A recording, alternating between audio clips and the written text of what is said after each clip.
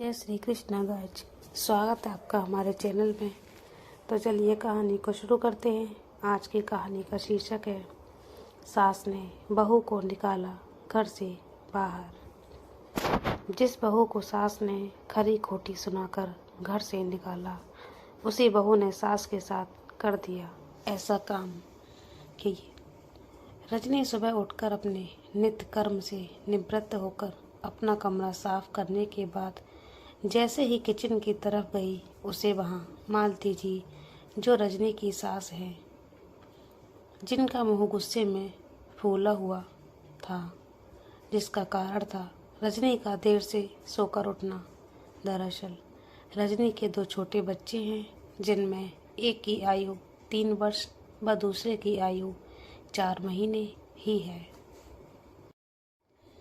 बच्चों के साथ देर तक जागने की वजह से उसे रोज ही उठने में देर हो जाया करती थी, जिसके कारण मालती जी का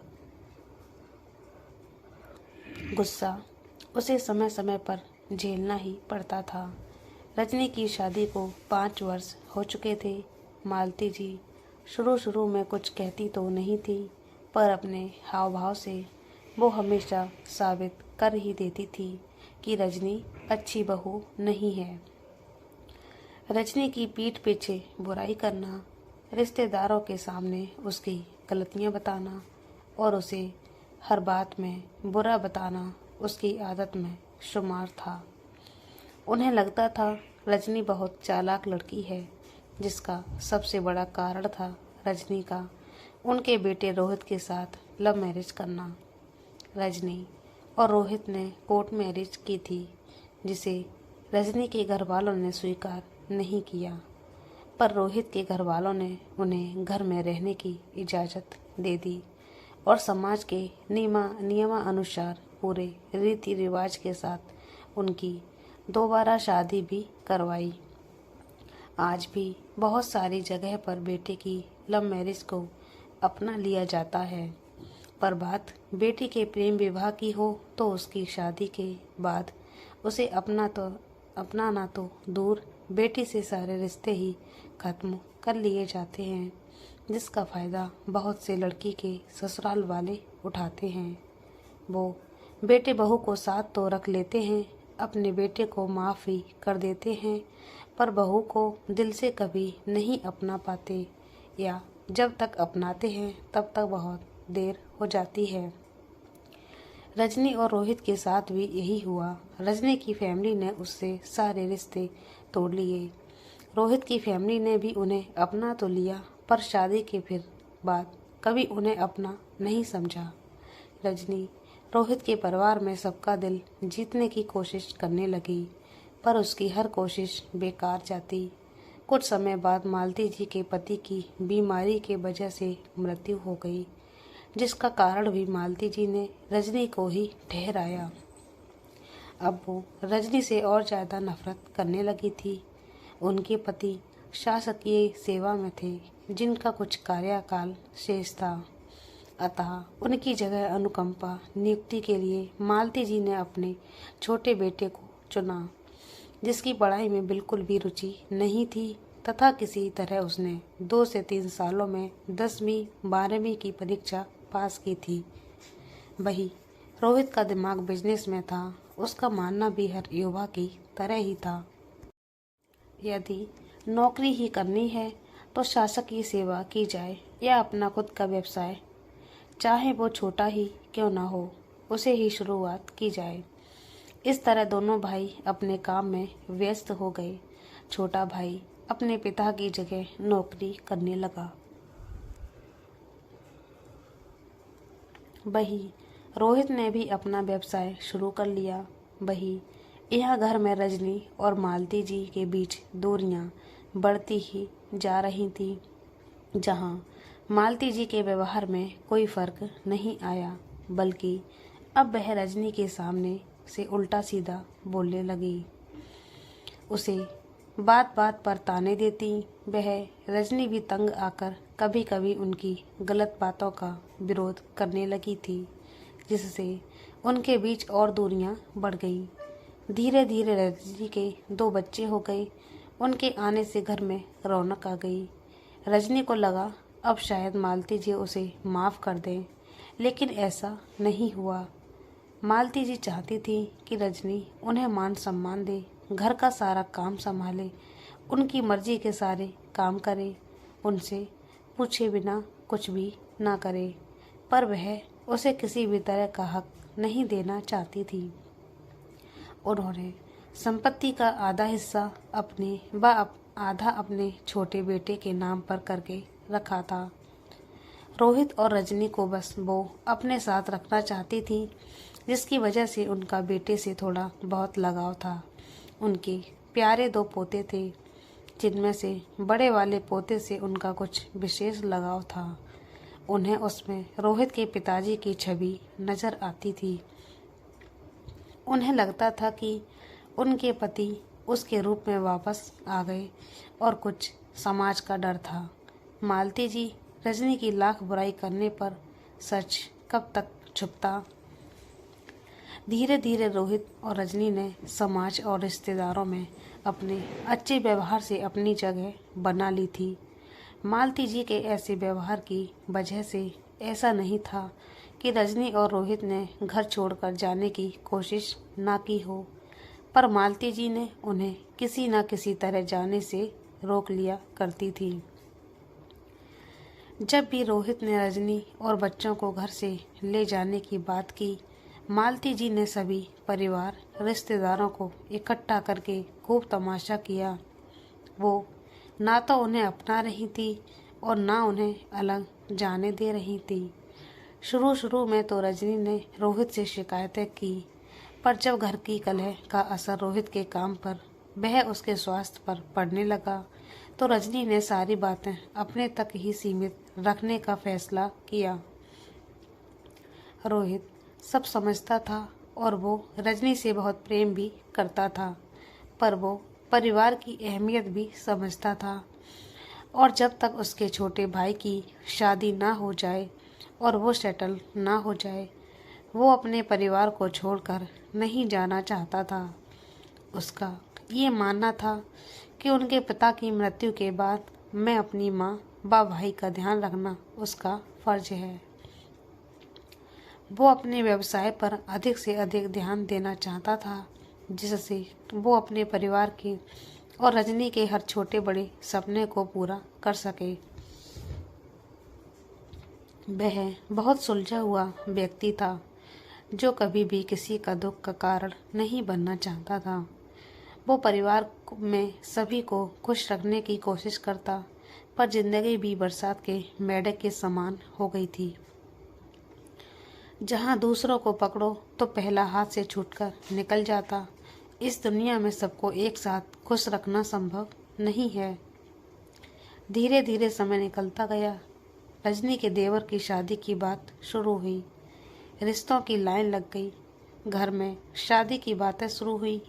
जो भी रिश्ते आते, मालती जी उन्हें मना कर देती। उनको अपने सरकारी नौकरी वाले बेटे पर बहुत घमंड था। उन्हें लगता था वो जब चाहेंगी उन्हें कोई भी लड़की मिल जाएगी। अपने बेटे की शादी के लिए इस सोच की वजह से वो हर रिश्ते को टाल देती। छोटे बेटे की उम्र भी शादी की हो चुकी थी, पर मालती जी कोई भी रिश्ते की बात को आगे ही नहीं बढ़ाती। एक दिन उनके छोटे बेटे ने खुद ही एक लड़की पसंद कर ली और मालती जी को कह दिया कि वह उसी से शादी करेगा। पर लव मैरिज के हमेशा से खिलाफ मालती जी ने उसकी बात नहीं मानी। उन्हें लगा लड़का अपनी पसंद से शादी करेगा तो बहू के पल्लू से बन जाएगा और उनके हाथ से निकल जाएगा। वैसे भी वो रजनी की लव मैरिज करने से छिड़ी हुई थी और रोहित से भी नाराज थी। इसलिए उन्होंने गुस्से में बहुत कुछ अपने छोटे बेटे के नाम कर दिया था।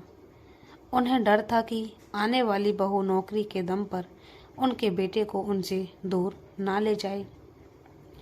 इसलिए उन्होंने सगे संबंधियों से दबाव बनवाकर और लड़ झगड़ कर उसकी पसंद से शादी करने को मना कर दिया और जल्दी जल्दी में खुद ही एक गांव की गरीब परिवार की लड़की से उसकी शादी करवा दी। उन्हें लगा कि गरीब घर की लड़की को वो चाहें जैसे रखेंगी और वो उनसे डर कर रहेगी। पर इंसान जैसा सोचे हमेशा वैसा कहाँ होता है। कुछ दिन तो उनकी छोटी बहू मीरा अच्छे से रही। मालती जी ने भी शुरू शुरू में उस पर बहुत प्यार लुटाया। वो रजनी को सुनाने के लिए सभी से मीरा की बहुत तारीफ करती, उसे संस्कारी और हर काम में होशियार बताती, उसके लिए नई नई चीज़ें लाती। उन्हें लगता कि इन सब से रजनी को लगेगा कि उसने कोर्ट मैरिज करके कितनी बड़ी गलती की है। अगर उसने माँ बाप की पसंद की शादी की होती तो उसे भी इतना प्यार और मान सम्मान मिलता।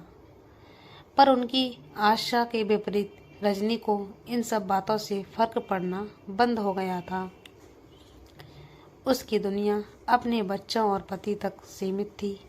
वो सुबह से मीरा के साथ मिलकर सारा काम करती और फ्री टाइम में अपना व बच्चों का बहुत ध्यान रखती। अपने बच्चों को अच्छी से अच्छी परवरिश देने की पूरी कोशिश करती। समय अपनी गति से निकल रहा था। धीरे धीरे मालती जी के व्यवहार से मीरा उन पर हावी होने लगी। भले ही मालती जी ये सब रजनी को नीचा दिखाने के लिए करती थी, पर मीरा को लगता कि उनका छोटा बेटा उनकी कमजोरी है और वो उसे भी बहुत प्यार करती हैं। और अपनी संपत्ति का आधा हिस्सा वैसे भी वो अपने छोटे बेटे के नाम कर चुकी थी। उनका कहना था कि आधा हिस्सा उनके छोटे बेटे का है और आधा उनके नाम पर है। अगर रजनी रोहित को उनका हिस्सा चाहिए तो रजनी को हमेशा उनके साथ रहना होगा और उनकी सेवा करनी होगी। रजनी अगर रोहित को लेकर उनसे दूर गई तो वो उसे अपनी संपत्ति में से कुछ भी नहीं देगी।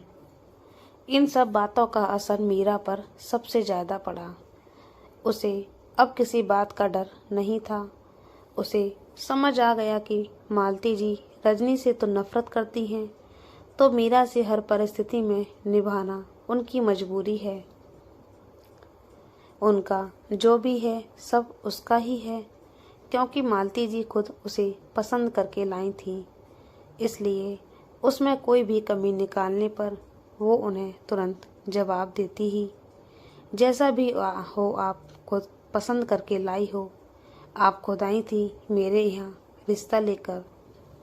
अगर मालती जी कभी उसे थोड़ा बहुत भी कुछ कहती, वो तुरंत उन्हें पलटकर जवाब देती।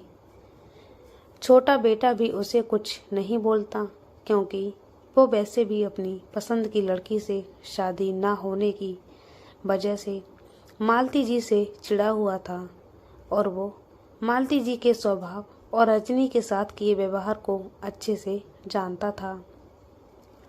मालती जी के लाड़ प्यार ने वैसे भी उसे बिगाड़ दिया था।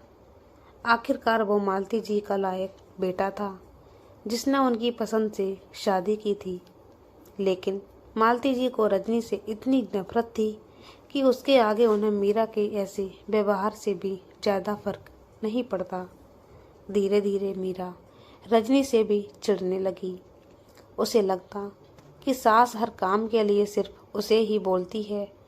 कोई भी रिश्तेदार आए उसे ही हर काम के लिए आगे किया जाता है।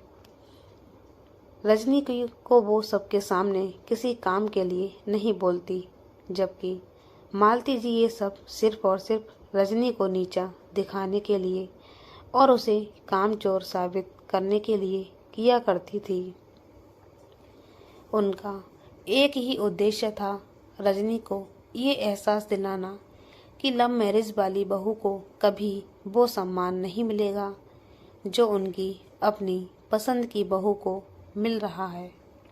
अब मीरा रजनी से भी बात बात में उलझने की कोशिश करती। मालती जी सुलझाने के बजाय कहती कि तुम दोनों को आपस में जो करना है करो, मुझे इससे कोई मतलब नहीं है। बस घर की आवाज़ बाहर नहीं जानी चाहिए। ये कहकर अपना पल्ला झाड़ लेती। रजनी और मीरा दोनों के ही पति अपनी पत्नियों की लड़ाई में नहीं पड़ते। एक दो बार रजनी ने सहन किया, लेकिन अब बहस हद से ज़्यादा बढ़ने लगी थी। गलती किसी की भी हो, मालती जी की नज़र में हमेशा रजनी ही गलत होती। धीरे धीरे मालती जी और मीरा दोनों मिलकर उसे परेशान करने लगी। मालती जी और मीरा आपस में कितना भी लड़े झगड़े, रजनी के खिलाफ दोनों एक साथ हो जाया करती थी। अब रजनी भी आखिर इंसान ही थी, हर बात की एक सीमा होती है। रजनी की सहन शक्ति की सीमा अब खत्म हो चुकी थी। अपनी सास की बातें ताने तो रोज सहन कर लेती रजनी, क्योंकि उसे लगता कि मालती जी के भी अपने बेटे की शादी को लेकर कुछ अरमान होंगे जो उसकी लव मैरिज की वजह से टूट गए। साथ ही रोहित के पिताजी की असमय मृत्यु से वो अकेली पड़ गई हैं, इसलिए वो अपना गुस्सा उस पर निकालती है। धीरे धीरे सब सही हो जाएगा, वो मालती जी का दिल जीत ही लेगी। लेकिन मीरा जब उससे झगड़ती, उसे उल्टा सीधा बोलती और मालती जी भी उसे समझाने के बजाय उसी का साथ देती, तो उसने फैसला किया कि वो अब अपने बच्चों और पति के साथ अलग रहेंगी। वैसे भी रोहित का कहना था कि जब उनका भाई सेटल हो जाएगा तभी वो परिवार से अलग होने का सोचेगा। इस बार रोहित ने भी कोई विरोध नहीं किया। मालती जी ने भी फिर बहुत नाटक किया, सब रिश्तेदारों को इकट्ठा कर लिया, रोना धोना किया, पर सभी ने उसे समझाया कि साथ में रहकर रोज रोज की लड़ाई से अलग अलग प्यार से रहना ज़्यादा बेहतर है। मालती जी की उन्हें रोकने की लाख कोशिशों के बाद भी रोहित रजनी के साथ थोड़ी दूर पर फ्लैट लेकर रहने लगा। रजनी नई जगह आ गई, वो कभी भी अकेले नहीं रही थी। मायके में उसका भरा पूरा परिवार था और ससुराल में भी मालती जी ने कभी भी उसे और रोहित को अकेला नहीं छोड़ा था। शुरू शुरू में उसे थोड़ी परेशानी हुई, पर धीरे धीरे वो अपनी गृहस्थी जमाने की कोशिश करने लगी। समय के साथ साथ वो सब सीख गई। अब उसे सुकून के कुछ पल नसीब हुए थे। जिंदगी के 8 साल सिर्फ और सिर्फ ताने सुनने में और नीचा देखने में गुजरे थे। उसने बहुत कोशिश की थी सबका दिल जीतने की, सबको अपना बनाने की, लेकिन मालती जी ने उसकी बुराई कर करके सबकी नज़रों में उसे बुरी बहू साबित कर दिया था। झूठ अगर बार बार बोला जाए तो वो सच लगने लगता है। सभी रिश्तेदार और अड़ोसी पड़ोसी रजनी को घमंडी समझते थे। उन सभी की नज़रों में मालती जी ने उसे कामचोर और चालाक साबित कर दिया था। अपनी नई गृहस्थी और नई जगह पर रजनी को कोई भी नीचा दिखाने वाला व्यक्ति नहीं था। उसे लोगों की नज़रों में गिराने वाला नहीं था। वो जल्दी ही वहाँ सभी से घुल मिल गई। उसके व्यवहार से सभी उसकी तारीफ करते, उसके साथ बहुत प्यार से रहते। वहाँ उसकी एक बहुत बड़ी मित्र मंडली बन गई। यहाँ उसे अपने ससुराल और मायके दोनों को ही कमी महसूस नहीं होती। बहुत सुकून से उसकी ज़िंदगी कट रही थी।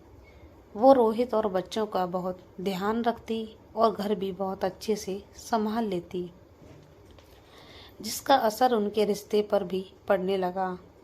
अब रजनी और बच्चों का खिला चेहरा देखकर रोहित भी हमेशा खुश रहता।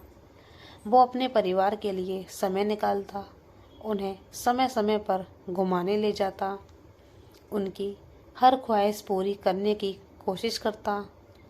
अपने बच्चों और रजनी को हर सुख सुविधा देने के लिए दिन रात मेहनत करता। रोहित की मेहनत रंग लाई, उनका व्यापार चल पड़ा। रोहित की रात दिन की कड़ी मेहनत और साफ नीयत से आखिरकार लक्ष्मी माँ प्रसन्न हो गई।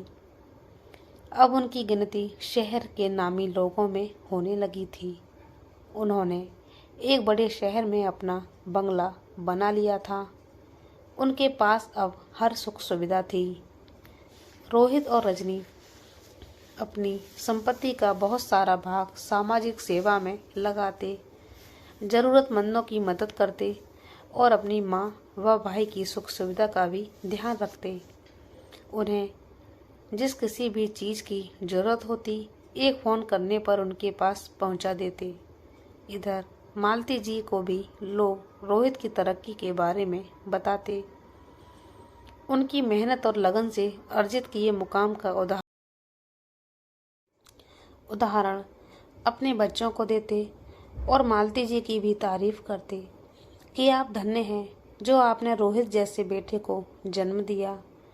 ये सब सुनकर मालती जी को रोहित पर तो गर्व होता, लेकिन रजनी की किस्मत से बहुत जलन होती।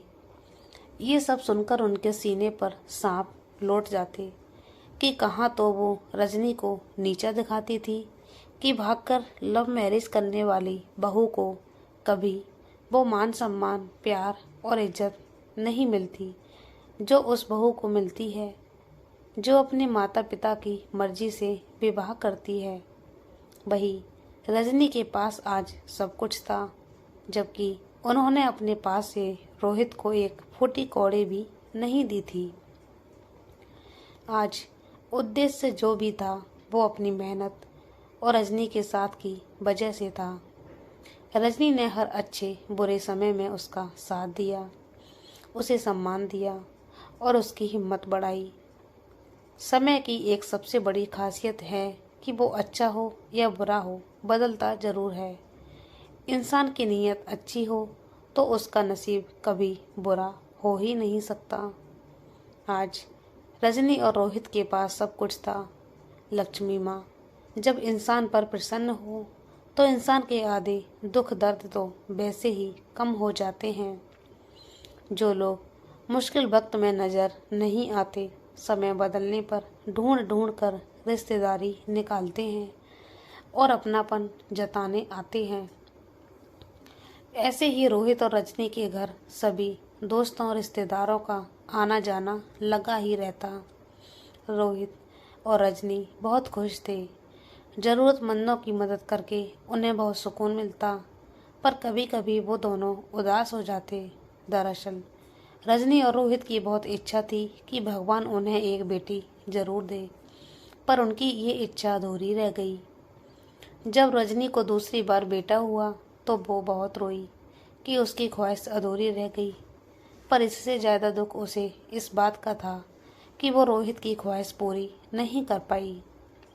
रोहित ने उसे समझाया कि जो भगवान की मर्जी से हो वही होता है, बेटा हो या बेटी। हम बहुत खुशनसीब हैं कि भगवान ने हमें माता पिता बनने का सौभाग्य दिया। हम अपनी बहू को बेटी बनाकर रखेंगे। ये सुनकर रजनी के चेहरे पर एक प्यारी सी मुस्कान आ जाती। उसे रोहित की हर परिस्थिति में संतुष्ट रहने की आदत पर बहुत गर्व होता और वो खुद को बहुत खुशनसीब समझती। उसका शादी करने का फैसला उसकी ज़िंदगी का सबसे अच्छा फैसला था। कभी कभी रोहित को अपनी फैमिली की बहुत याद आती तो रजनी उन्हें उनकी माँ से मिलने भेज देती। रोहित जब भी मालती जी और अपने भाई से मिलने जाता, मालती जी रोहित पर हर तरह से अपने परिवार सहित घर वापस आने का दबाव बनाती। जब रोहित उन्हें समझाता कि साथ रहकर भी आप खुश नहीं रहोगी माँ, न आप मेरी लव मैरिज वाली बात को स्वीकार करोगी, न रजनी को अपनी बहू के रूप में स्वीकार करोगी, इसलिए अलग रहने में ही सबकी भलाई है। तो वो उसे तरह तरह की दलीलें देती कि लोग कहेंगे कि पैसा आया तो अपनी माँ और भाई से मुंह फेर लिया। उन्हें लालच देती कि तुम इस घर के बड़े बेटे हो, मेरे बाद मेरे नाम जो भी है सब कुछ तुम्हारा ही है। तुम यहाँ रहो या वहाँ, मिलकर तो रहो। तुम ये नहीं जानते, यहाँ नहीं आ सकते तो हम सब भी तुम्हारे साथ वहीं चलते हैं, सब एक साथ मिलकर रहेंगे। लेकिन रोहित को अब इन सब बातों से कोई फर्क नहीं पड़ता। उसकी आंखों में रजनी का आंसुओं से भरा चेहरा घूम जाता। जब मालती जी के दिन भर के तानों और लड़ाई से परेशान होकर वो रात रात भर रोया करती थी, मानसिक रूप से प्रताड़ित होने की वजह से वो बीमार सी रहने लगी थी। बहुत ज़्यादा मानसिक तनाव के कारण उसका चेहरा हमेशा मुरझाया सा रहता था। रोहित को रजनी की ऐसी परिस्थिति में देखकर बहुत दुख होता। उसकी वो पहले वाली रजनी कहीं खो गई थी, जिससे पहली नज़र में उसे प्यार हो गया था, जो हमेशा हंसती खिलखिलाती रहती थी। हालात जो भी हों, उसके चेहरे की मुस्कान कभी कम नहीं होती थी। लेकिन मालती जी की नफरत ने उसे अंदर ही अंदर तोड़ के रख दिया था। मालती जी जब बार बार साथ रहने की जिद करने लगी तो रोहित ने उनसे मिलने जाना ही कम कर दिया। रोहित और रजनी तो अपनी नई दुनिया में खुश थे, पर यहाँ मालती जी के कर्मों का हिसाब होना अभी बाकी था। खुशियों ने रोहित और रजनी की जिंदगी का पता तो ढूंढ लिया था। अब वो मालती जी के बार बार बुलवाने पर रोहित कभी कभी ही जाया करता था। वो ये नहीं चाहता था कि मालती जी के आगे वो कमज़ोर पड़े और रजनी की ज़िंदगी में फिर से दुखों का कारण बने। रोहित रजनी को अच्छी तरह जानता था। उसे पता था कि अगर वो कहेंगी तो वो भले मालती जी के पास ना जाए, पर उन्हें अपने पास ज़रूर बुला लेगी और फिर वही सब होने की बहुत अधिक संभावना है, जो पिछले 7-8 सालों से रजनी के साथ होता आया था। वो मालती जी का स्वभाव बहुत अच्छे से जानता था। उसे पता था परिस्थिति थी चाहे जो भी हो, मालती जी कोई मौका नहीं छोड़ेंगी रजनी को नीचा दिखाने का, उसका अपमान करने का। रोहित का मालती जी से मिलना अब बिल्कुल ही बंद होने लगा था। वो और रजनी बहुत खास मौक़ों पर आमंत्रण मिलने पर ही वहाँ जाया करते और थोड़ी देर रुककर वापस आ जाया करते। इतने में भी मालती जी रजनी को कुछ ऐसा ज़रूर बोल देती जिससे उसका मन दुखी हो जाता। इस कारण रजनी ने अब जाना बिल्कुल बंद कर दिया। रोहित ही बहुत बुलाने पर बच्चों के साथ कभी कभी मालती जी और भाई से मिल आया करता। इन सब बातों का असर सबसे ज़्यादा मीरा पर पड़ा। उसे लगने लगा रजनी और रोहित तो अपने परिवार के साथ मालती जी की किचकिच से दूर अलग मज़े में रह रहे हैं और उसे मालती जी को जिंदगी भर झेलना पड़ेगा। अब मालती जी के पास रजनी तो थी नहीं, मीरा के साथ मिलकर नीचा दिखाने के लिए या उसका अपमान करने के लिए। इसलिए उनका पूरा ध्यान अब मीरा पर रहता। मीरा को घर का सारा काम करना पड़ता। साथ ही मालती जी के मायके से कोई ना कोई कभी भी रुकने आ जाया करता, जिससे मीरा का काम बढ़ जाता। मीरा की जो गलतियाँ वो रजनी के होने पर नज़रअंदाज कर देती थी, वो उन्हें अब बहुत बड़ी लगती। वो मीरा को टोकती, डांटती और चिल्लाती, उसके माँ बाप को कोसती, लेकिन मीरा रजनी नहीं थी। वो बात बात पर मालती जी को जवाब देती। अगर मालती जी एक शब्द भी गलत निकालती तो वो उनका खानदान बखान देती, उन्हें बहुत खरी खोटी सुनाती, उनका अपमान करती। रोज रोज के लड़ाई झगड़ों से मीरा भी बहुत चिड़चिड़ी हो गई थी। मीरा की शादी को 4 वर्ष हो चुके थे, लेकिन बहुत कोशिशों के बाद, मंदिर, मस्जिद और डॉक्टरों के कई चक्कर लगाने के बाद भी उसे माँ बनने की खुशी नसीब नहीं हो पाई थी, जिसके कारण मालती जी अक्सर उसे बेइज्जत किया करती। घर में रात दिन की किचकिच और मीरा के बच्चे की जिद से तंग आकर उनका छोटा बेटा शराब पीने लगा। थोड़े बहुत नशे की आदत तो मालती जी के लाड़ प्यार की वजह से उसे पहले से ही थी, लेकिन अब उसे लत लग गई थी। वो रात दिन नशे में डूबा रहता, मीरा से मारपीट करता और नशे में मालती जी का भी अपमान करता, उन्हें अपशब्द कहता। अगर मालती जी कुछ भी कहती तो उन्हें मीरा को लेकर अलग होने की धमकी देता। शराब का असर उसकी नौकरी पर भी पड़ने लगा था। वो कभी कभी ही नौकरी पर जाया करता और महीने के आखिर में उसे नाम मात्र की तनख्वाह नसीब होती, जो कि वो शराब और जुए में उड़ा देता। मालती जी की पेंशन के पैसों से जैसे तैसे उनके घर का खर्च चलता। वो 2-2 दिन घर नहीं आता, शराब पीकर यहाँ वहाँ पड़ा रहता। घर में मालती जी और मीरा के अलावा तो कोई था नहीं, तो मालती जी उसे ढूंढ ढूंढ कर घर लाया करती। उसे कुछ बोलने की हिम्मत तो उनमें अब थी नहीं। वो अकेले में उसे भला बुरा बोलकर अपना मन हल्का कर लिया करती। मीरा भी अब घर के कामों से अपना जी चुराती, तबीयत खराब होने का बहाना करके सारा दिन अपने कमरे से बाहर नहीं निकलती। खुद मालती जी से छुपाकर अपने पति से बाहर से दोनों के लिए खाना मंगवा लेती या चिप्स बिस्किट खाकर कमरे से बाहर ही नहीं आती। मालती जी पूरा दिन भूखा रहती। मालती जी ने कुछ दिन तो उसे टोका, गुस्सा भी दिखाया, लेकिन जब उसे कोई फर्क ना पड़ा तो खुद ही अपने लिए खाना बनाने लगी। साथ में ही उन्हें मीरा और उसके पति के लिए भी खाना बनाना पड़ता। जैसे ही खाना बनता, मीरा उसे दवाई खाना है बोलकर अपना और अपने पति का खाना अपने कमरे में ले जाती। मालती जी पर धीरे धीरे घर के सारे कामों की जिम्मेदारी आ गई। मीरा को अब तबीयत खराब होने का बहाना भी नहीं बनाना पड़ता। वो घर का कोई काम नहीं करती। उन्हें अब किसी का डर नहीं था। अगर मालती जी कुछ भी बोलती तो उनका बेटा और बहू दोनों मिलकर बहुत तमाशा करते। आसपास के लोग रोज उनके घर का तमाशा देखते। मालती जी ने अब उन दोनों को कुछ भी बोलना छोड़ दिया। इस समय उन्हें रोहित की कमी बहुत महसूस होती।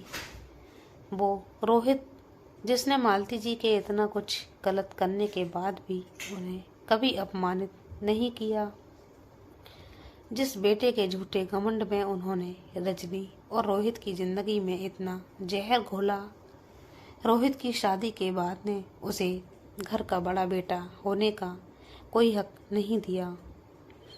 मुसीबत में उसी रोहित को याद करके उनकी आंख भर आती थी, पर वो जानती थी उन्होंने रोहित और उनके बीच जो खाई खोदी है वो अब शायद ही भर पाए। मीरा अब घर की मालकिन बनकर रहती और मालती जी की हैसियत अपने घर में ही एक नौकरानी जैसी हो गई। वह सारे दिन घर का काम करती। उनका छोटा बेटा कभी ड्यूटी पर तो कभी दोस्तों के साथ तो कभी जुआ खेलने और शराब पीने में व्यस्त रहता और मीरा दिन भर आराम से टीवी देखने में या घूमने फिरने में अपना समय व्यतीत करती। उसने शौक के लिए पैसे भी मालती जी से अपनी पेंशन में से देती।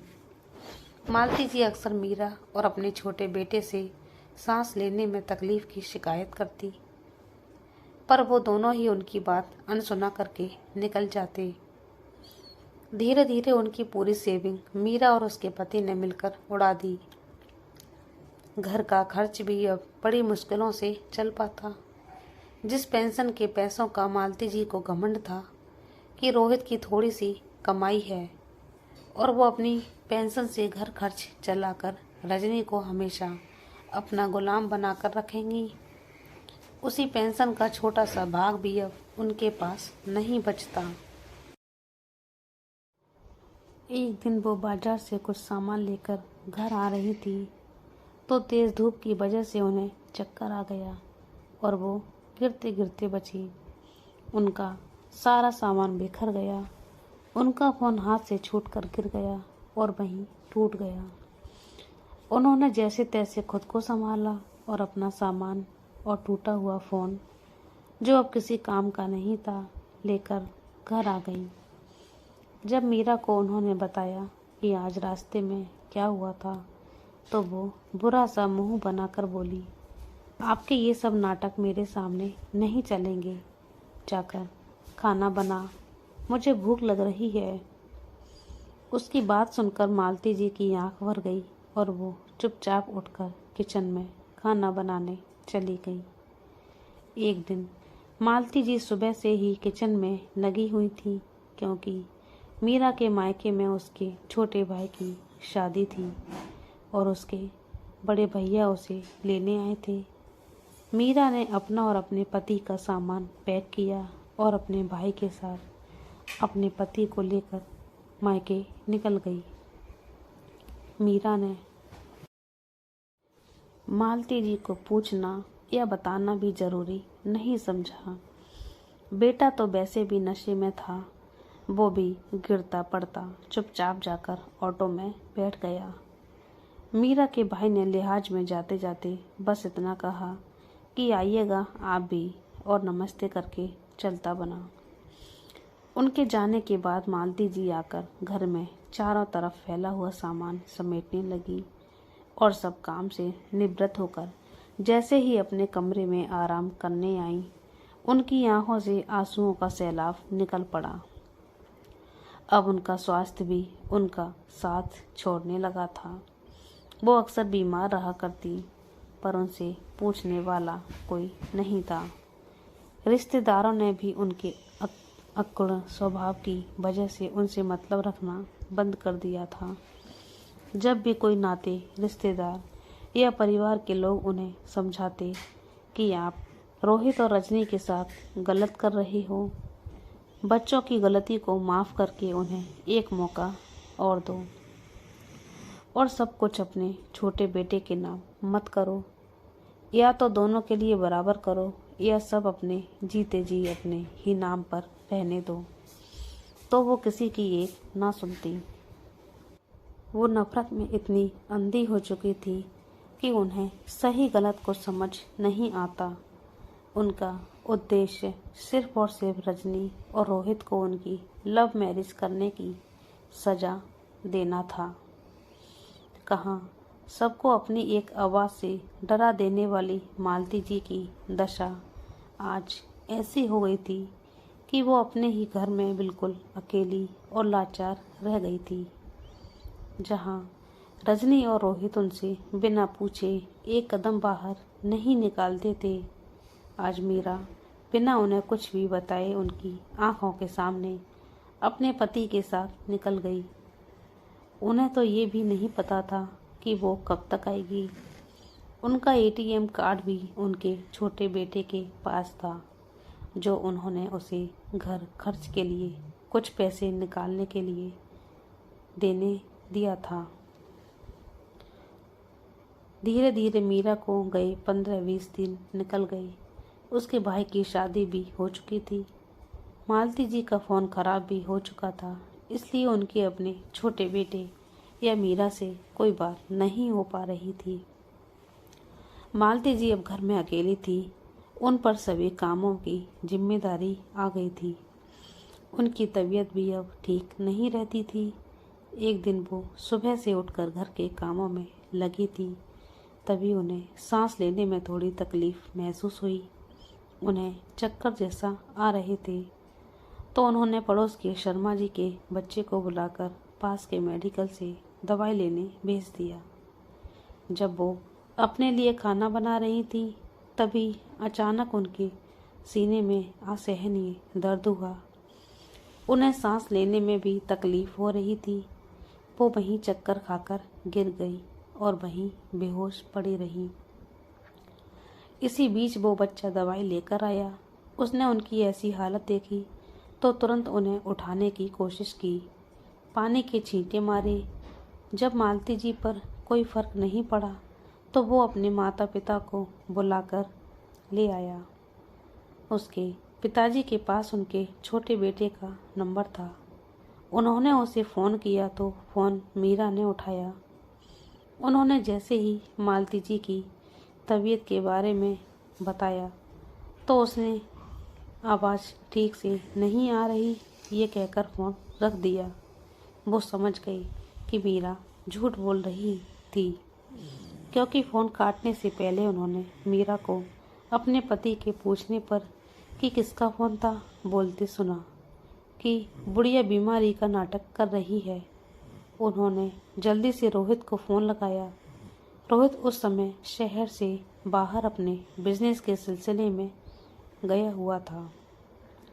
उसने शर्मा जी को तुरंत माँ को वहाँ के सबसे बड़े अस्पताल, जो कि उनके एक दोस्त का ही था, वहाँ लेकर जाने का आग्रह किया और जल्दी से जल्दी उन्हें अपने आने का आश्वासन दिया।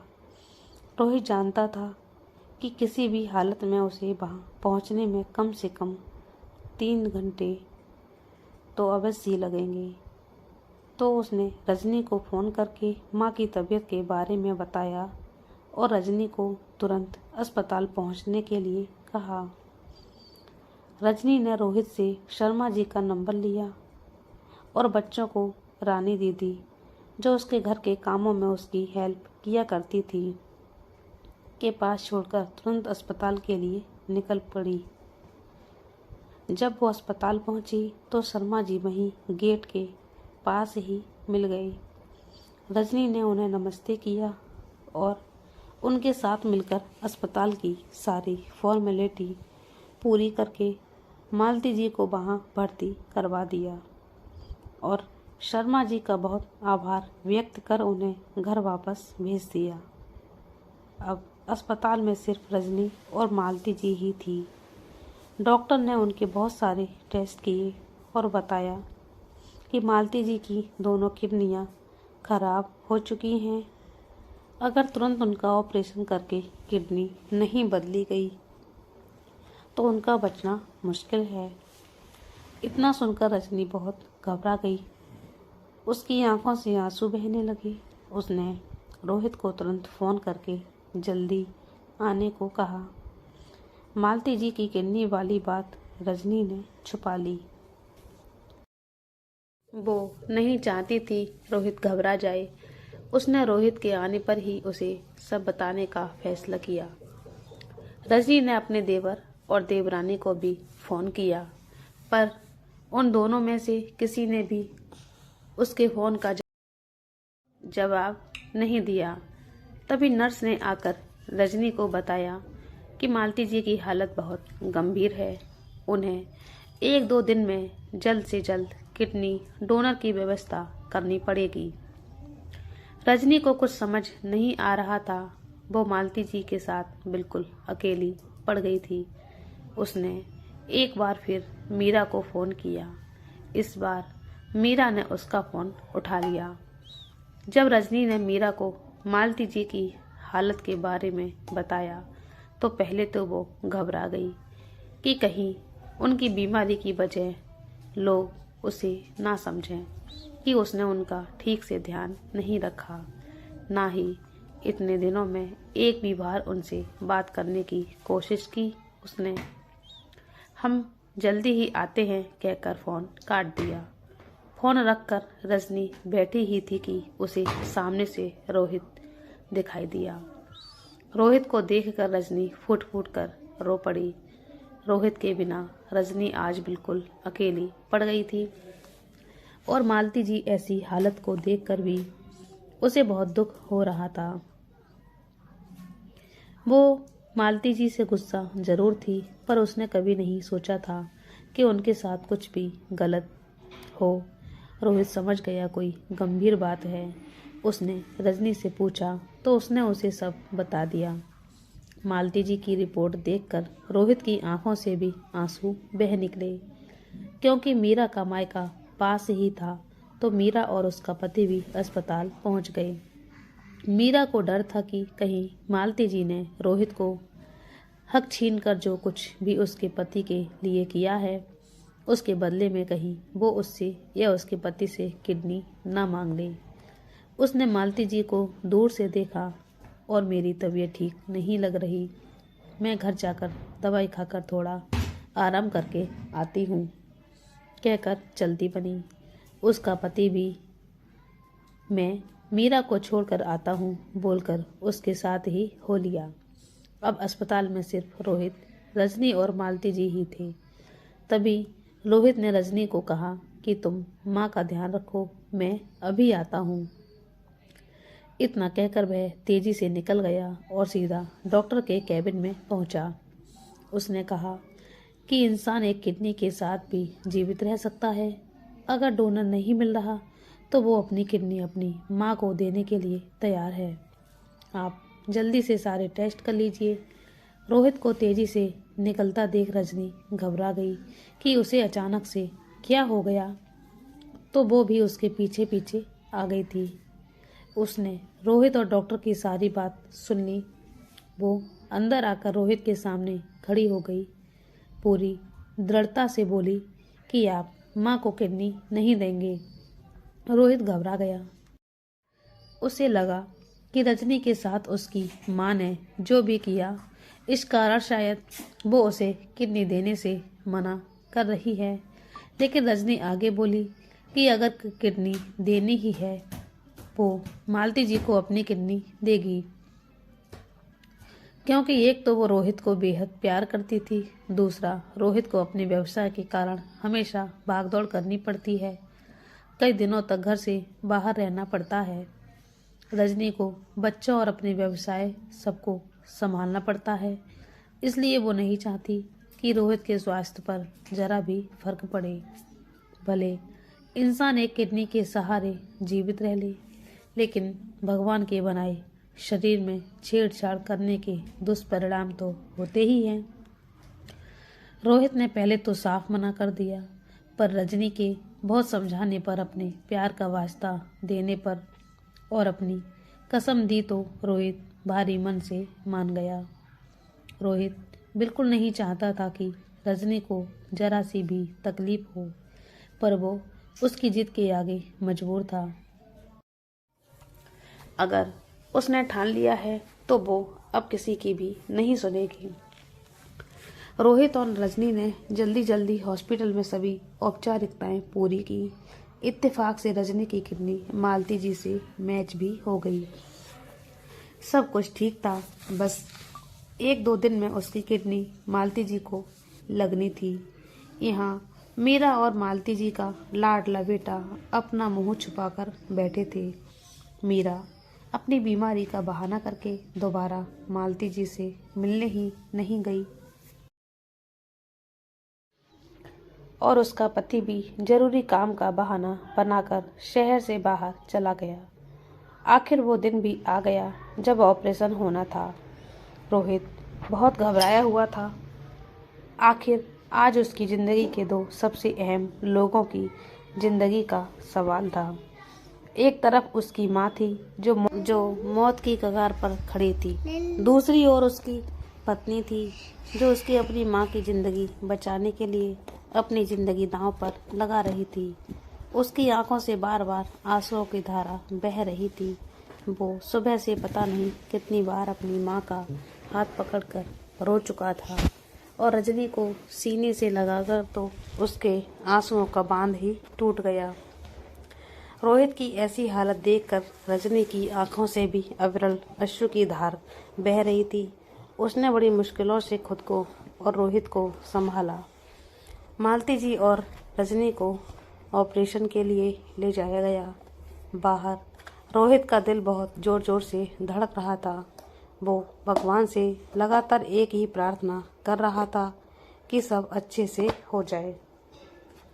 कुछ घंटों बाद डॉक्टर ऑपरेशन रूम से बाहर आए और रोहित को बताया कि ऑपरेशन सफल हुआ। मालती जी और रजनी दोनों ठीक हैं।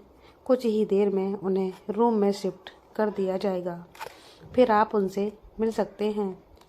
रोहित ने डॉक्टर को धन्यवाद किया और उनका सर भगवान के आगे झुक गया। मालती जी और रजनी को रूम में शिफ्ट कर दिया गया। उनसे मिलने वालों का जुमावड़ा लगा हुआ था, लेकिन मीरा और उसके पति का कोई अता पता नहीं था। अपने पति की मिली नौकरी के घमंड में उन्होंने सभी से मतलब रखना छोड़ दिया था। ऑपरेशन हुए 4-5 दिन गुजर गए, पर वो दोनों मालती जी से मिलने भी नहीं आए। उन्हें लगता था उन्हें अब किसी की ज़रूरत नहीं है, और अब तो मीरा मालती जी के साथ रहना ही नहीं चाहती थी। वो मन ही मन सोच रही थी कि रजनी और रोहित उन्हें अपने साथ ही ले जाएं, तो उसे उनसे छुटकारा मिले। मालती जी की हालत में पहले से काफ़ी ज़्यादा सुधार था। रजनी भी अब धीरे धीरे थोड़ी स्वस्थ हो रही थी। मालती जी और रजनी से जो भी मिलने आ रहा था, वो उनसे रजनी की भूरी भूरी प्रशंसा कर रहा था। रोहित तो फिर भी उनका बेटा है, लेकिन एक बहू होकर इतना अपमान सहने के बाद रजनी जो उनके लिए किया, वो वाकई में सराहनीय था। सभी के जाने के बाद मालती जी ने रजनी की ओर देखा और उनकी आंखों से आंसू लुढ़क गए।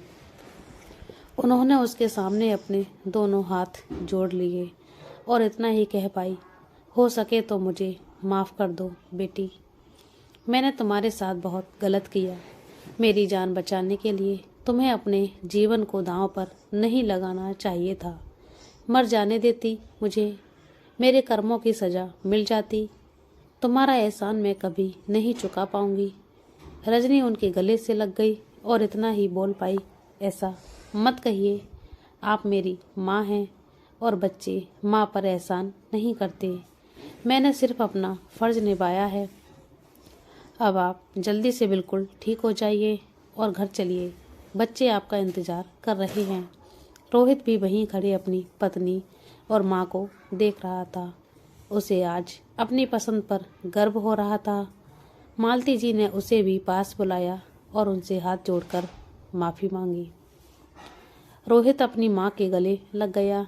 रजनी से उसकी शादी के बाद बहुत सालों में पहली बार उनकी माँ ने उनके सिर पर प्यार से हाथ रखा था। मीरा और उसका पति भी वहाँ आ गए। मालती जी के हालचाल जानने के बाद मीरा ने मालती जी को कहा कि अब आप अपने बड़े बेटे बहू के पास रहिए। हमने तो बहुत किया आपका, अब आप उन्हें भी सेवा का मौका दीजिए, उनका भी कुछ फर्ज है। मालती जी ने अपने छोटे बेटे की ओर देखा। वो भी अपनी पत्नी को मौन स्वीकृति दे रहा था। वह उस समय कुछ नहीं बोली और वो दोनों सबसे विदा लेकर वापस चले गए। 1-2 दिन में उनकी हॉस्पिटल से छुट्टी हो गई। उन्होंने रोहित को कहा कि घर का आधा हिस्सा अभी भी उनके नाम पर है और उन्हें वहाँ से कोई नहीं निकाल सकता, इसलिए वो उन्हें वहीं छोड़ दे। लेकिन रोहित और रजनी नहीं माने। उनकी हालत अभी नाजुक थी और वो उन्हें ऐसी हालत में बिल्कुल भी अकेला नहीं छोड़ना चाहते थे। रजनी भी अभी अभी ठीक नहीं हुई थी। उसके बहुत जिद करने पर वह बहुत भारी मन से उसके साथ जाने को तैयार हो गई। उनकी हालत भी अभी ऐसी नहीं थी कि वो अपना ध्यान खुद रख सके। उन्हें अपने किए पर बहुत शर्मिंदगी थी। उन्हीं की हरकतों ने रजनी और रोहित को अपना घर छोड़कर किराए के घर में रहने के लिए मजबूर किया था। रोहित रजनी और मालती जी को लेकर घर आ गया। रोहित रजनी और अपनी माँ के साथ मैं अपने बच्चों का भी बहुत ध्यान रखता। उनकी मदद के लिए उन्होंने बहुत सारे लोगों को लगा लिया। रोहित खुद अपनी माँ और पत्नी की दवाओं का और खाने का ध्यान रखता, उन्हें खाना खिलाकर और समय पर दवाई देकर और बच्चों को भी खिला पिलाकर स्कूल छोड़कर ही घर से निकलता। समय पर रजनी और मालती जी को डॉक्टर के पास ले जाता। रोहित के प्यार और देखभाल से वो दोनों जल्दी ही बिल्कुल ठीक हो गए। मालती जी और रजनी बहुत घुल मिल गए थे। वह दोनों साथ में बच्चों को लेकर घूमने जाया करते और खूब सारी बातें करते। मालती जी भी बच्चों को बहुत प्यार देती, उनके साथ खुद भी बच्ची बन जाती और बहुत खुश रहती। बच्चों के साथ उनका बहुत मन लगता। रजनी और रोहित भी उनका बहुत मान सम्मान करते। पर कभी कभी अपने व्यवहार को याद करके वो आत्मग्लानि से भर जाती।